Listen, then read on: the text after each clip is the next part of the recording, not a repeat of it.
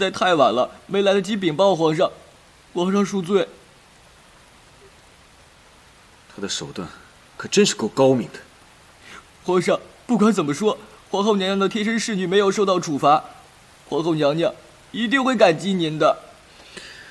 难道他真以为朕要杀人？皇上，你当时下旨的时候是这么说的。朕只是想让他来跟朕服个软，他竟然不惜一切代价去求这个求那个，就是不肯来跟朕认个错。最让朕心寒的，莫过于他竟然不懂朕的心。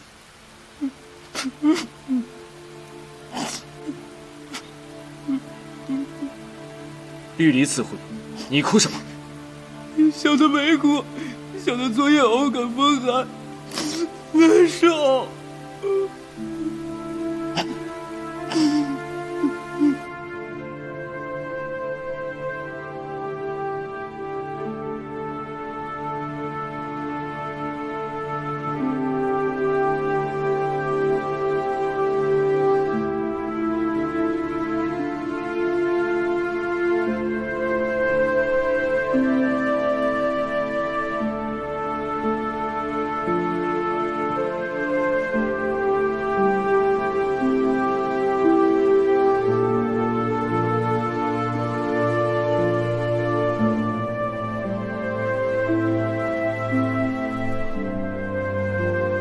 皇上，您出来看到这些花花草草的，心情是否好些了？不好，现在连个懂朕的人都没有，朕如何会好？走，去幽兰殿。是。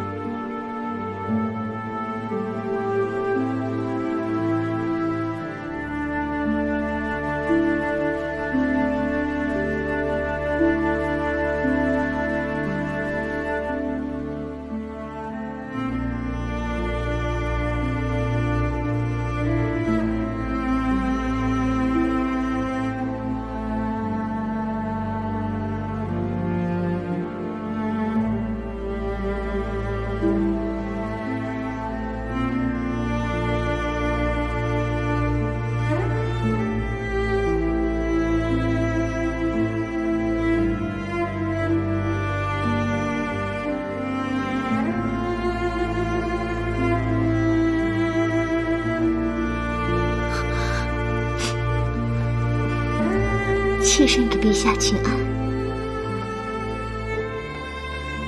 免礼吧。妾身与陛下真是许久未见。妾身看陛下气色郁结，不如妾身为皇上泡一杯茶，帮您通经活血吧。不必了，朕只是路过此地，歇歇脚便走。最近陛下可是因为政务而劳顿，妾身看陛下精神确实欠佳。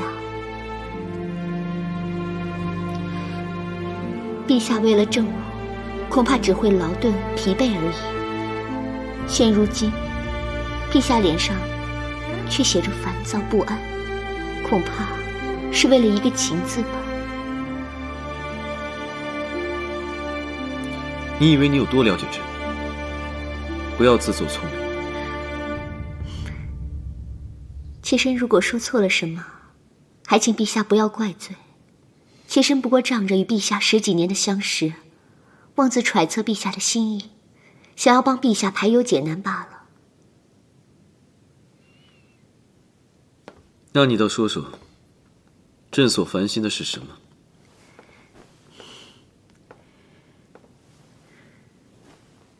人为了情，无非就是2种：爱别离和求不得。我猜陛下是求不得。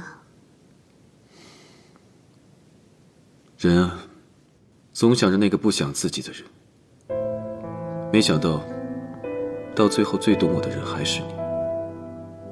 他若能像你一样善解人意就好了。妾身从前做了许多错事，现在已经幡然悔悟，别无他求了，只希望能陪在陛下左右，帮您解忧。偶尔的你，倒是能为朕排忧解难，这倒是好的。只不过以你现在的身份，恐怕……妾身甘愿降为婢女，侍奉在陛下左右。以后陛下再遇到这种烦心事，也好有个说话的人。好，既然你说了，朕便答应你。谢陛下。